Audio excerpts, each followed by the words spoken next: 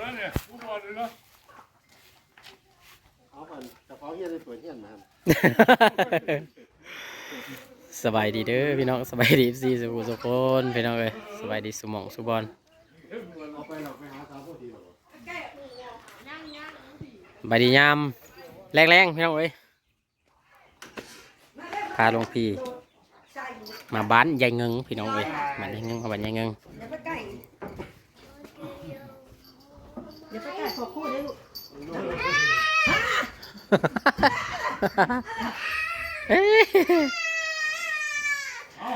ยุกีหน่อย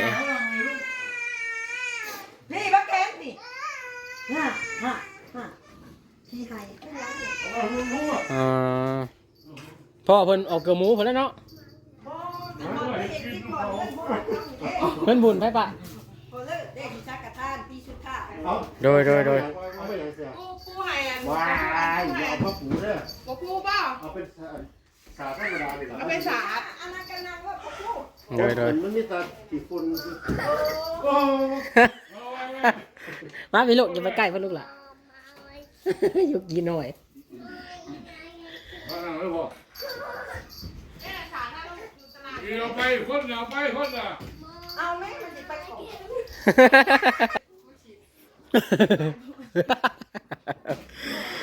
ผู้จักที่ไว้เนาะเพิ่นบ่ถือดอกบ่เป็นหยังดอกนิดหน่อย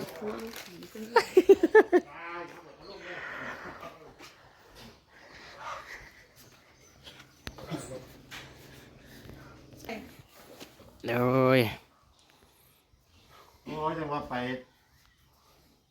กินกี่ฝุ่นทัวร์นั่นมัน อ๋อทุกคนกินฝุ่น เห็นอะไรใช่ไหม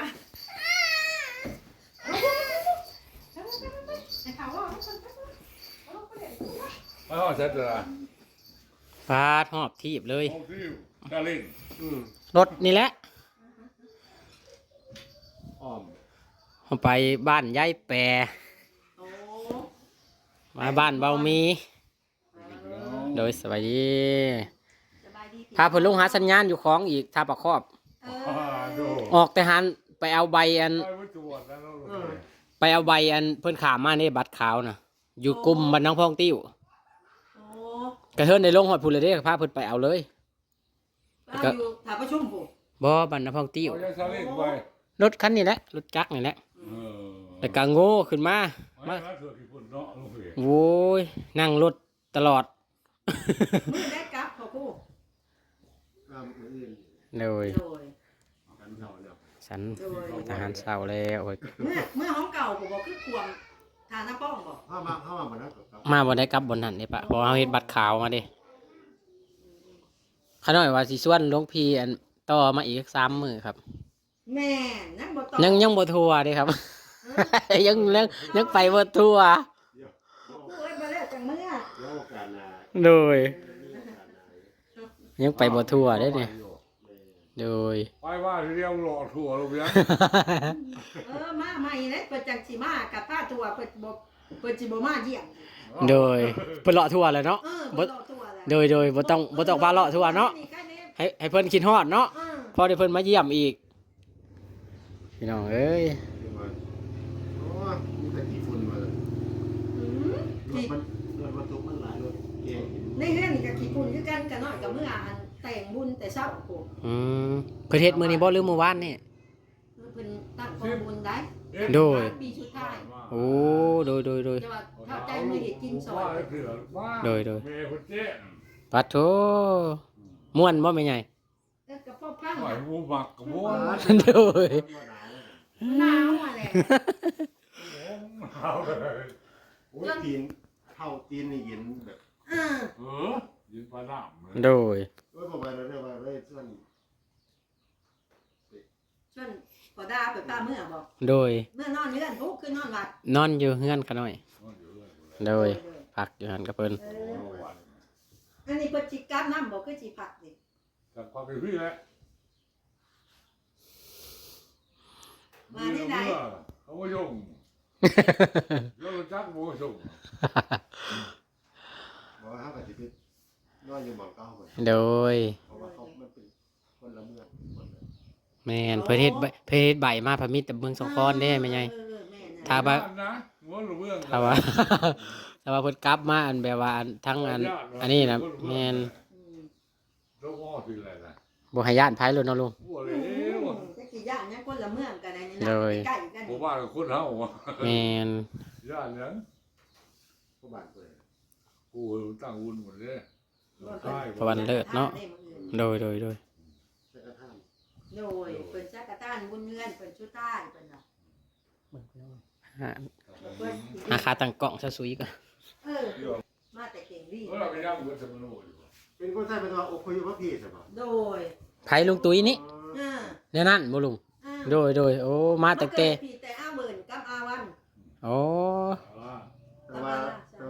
โดย สมโนย่างเบิด สมมุติตัวเลขยังวัดโดยโอ้พี่น้องเอ้ย มันว่าคนละเขาน่ะ โดย เห็นยังไม่มาเห็นนี่สื่อมา นี่อ่อนช้า สื่อที่เป็นคนไทยอยู่คน โดย ชื่อของสา คืออย่างนี้คือมีหลักฐานแล้ว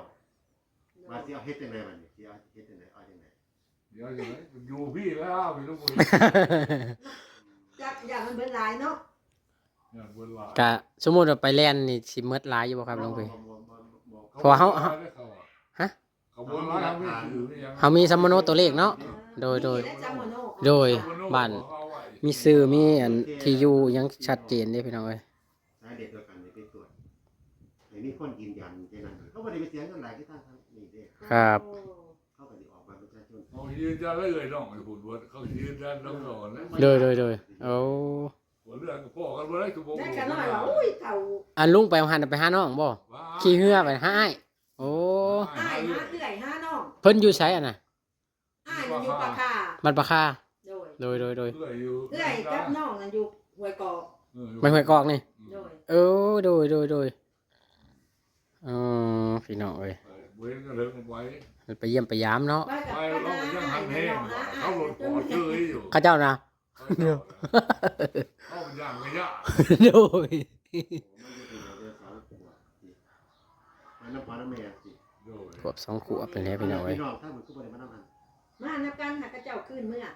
แม่ก็ขึ้นเมื่อตายอยู่ห้วยกอก ก็ว่าจังซั่นเด้ โดยอ๋อ มาพี่พอเสียหลดถ้ากันขึ้นเมื่อ โดย ยังแต่ เต็มอยู่พูดเลย เอาเมีย เนาะ บ่ได้เมื่อ โดยเขาเจ้ากลับเมื่อได้ครอบครัวอยู่พุ่นเองเนาะ โดย เมื่อตายอยู่ห้วยกอก เอ้ยน้องจะคนใช่ลุง ว่า ยังสามยังอยู่พูดสามอยู่ที่สามยังหก ยัง6ปาดเอ้ยน้องหลายอีหลีของเราเนี่ย อืม โดย ป้าใหญ่มาตายเลยปอตือ โดย ยังหก โดย ตายสอง ยิ่ง สี่ ยัง4ใส่2พี่น้องเอ้ยไอ้น้องเพิ่นหลายคนได้อืม ลูกพ่อกับลูกแม่ก็ติดมานำกันหั่นนี่ลูกโสดนี่เลย โดย บัวลายพวก แล้ นั้ วน ลูกแม่กับลูกแซง มาได้มาอยู่ พ่อชุ่มซาวดาซาวนางบ้านเราดูนี่ โดย อืมซาวดาซาวหาเนี่ยกันน่าดู ผมมาอยู่ โดย มาอยู่นี่ตั้งแต่ สักพวก ที่แรกเลย โด อ๋ ย อ ง่ายต่างว่าอยู่ว่าน้อยนี้ ที่ใหญ่มากหมายถึงว่า โอ้จักก็น้อยก็ได้ใหญ่มากก็ เวบาน ก็ ดิ ข้าน บ่ท่าน บ่จักความเลยครับเนาะบ่ทันจักความซ้ํ แสดงว่ามันต้องมีคนแนะน โดย เพราะคนไทยหลายว่าอยู่ละมง ช่วงนั้นเนาะช่วงนั้นคนไทยมาอยู่หลาย น้องเพิ่นก็บ่ตาย ช่วง4-50 ปีที่แล้วพี่น้อง เอาพูด โดย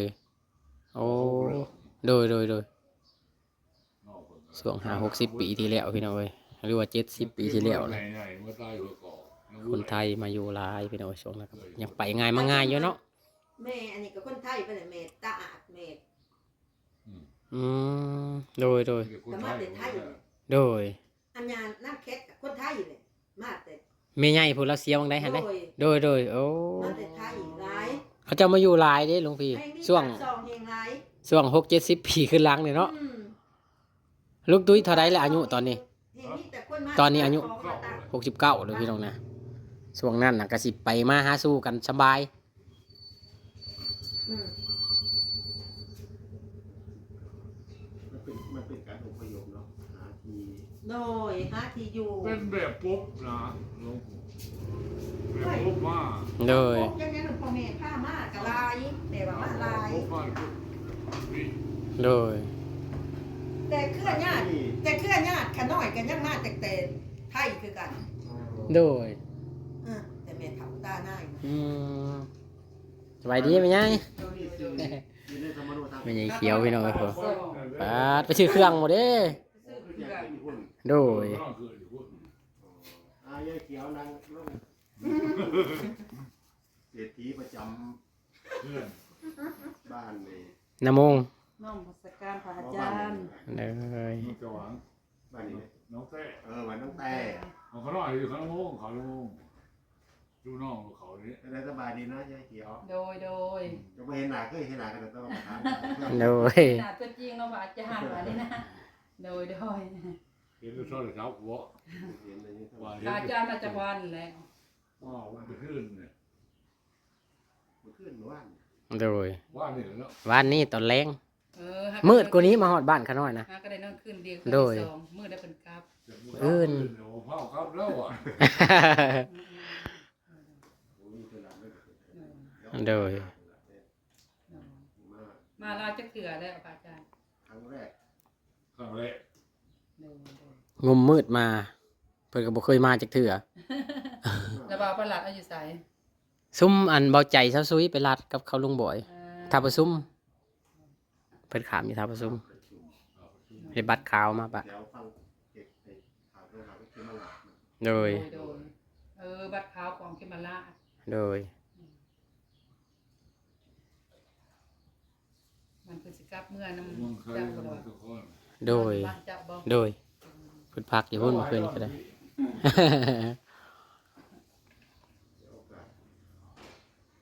มีโอกาสมาใหม่พระอาจารย์ โดย มันเจาะเนาะมื้ออื่นก็กลับ แม่น บัตรขาวจักวัน เขาให้แต่3วันเด้อปะ บ้านว่าอีกบ้านใหญ่ ก็จะได้บุญ วันที่ก็ เพิ่นอยู่วัดไสพระอาจารย์ ดูละเอียด โดยร้อยเอ็ดสารคาม ไม่โอ้จัดเลย โดย ไม่ไปหรอก บ่ได้ไปขน้อยบ่ได้ไปครับแต่ว่า วันที่ ขน้อยมีลูกหักอยู่สารคาม อืม ยูทูบเป็นนางเบลนางเบสนะเบส โดยโดย คนรวดนะอยู่สารคาม คุณจะเข้ากระจก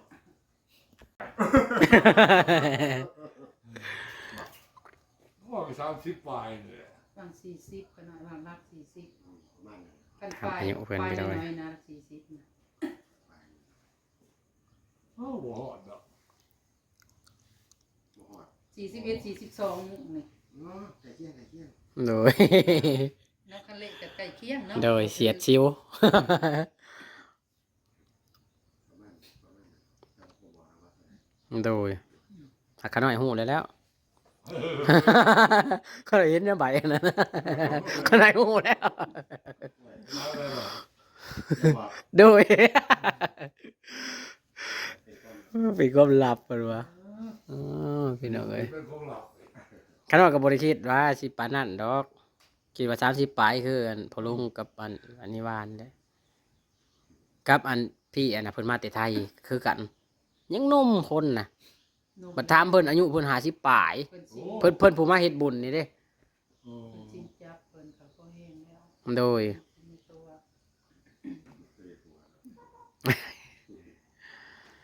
ประมาณนี้แหละ โดย มันมาเศร้าลมนะ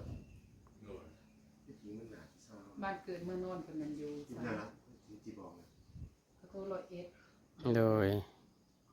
สักปีอะไรอย่างเงี้ยภาษา อย่าหัว บวชมาจากพรรษาพระอาจารย์ หอยแล้ว ถามเลยได้เนาะบ่มีแนวถามที่บ้านนี่ก็น้อยก็ถามไปนี่แหละ เดาเดา ขอโทษสิ เดาบ่ มหาจิตปัญญาอยู่ อ่าอย่าง10ปลายพุ่นแหละ ที่ไป โดย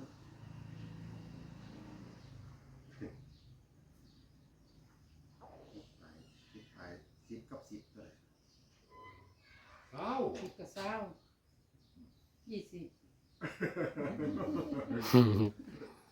ขอบ้านพูด จะเลื่อยไปอีกเลย ยังเลยไปอีกอยู่ บวกเซฟอีกบ่ลุงพี่ ไป ปลายอีก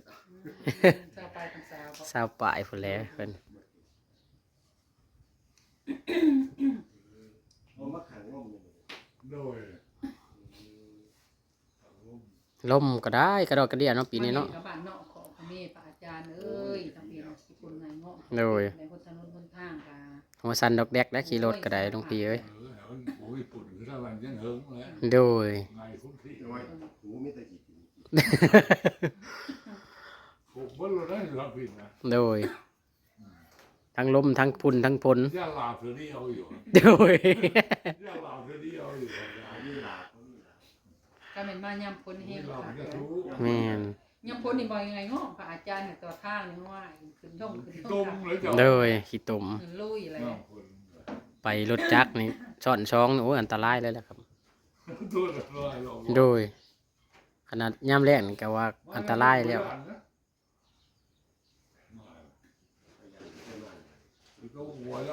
โดย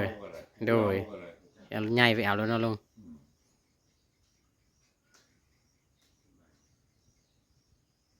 มันเหมือนเร็วนะ เมื่อตัวนี้ต้มนิดเลย ฮอด5 โมงแล้วว่าลุงเนี่ย สามโมงไปเลย หักตะเวนลงเร็วเนาะ งานนี่มันอะไรเนี่ย โดยตะเวนเอียงเนาะ ตะเวนบ่ตั้งสา โดย มี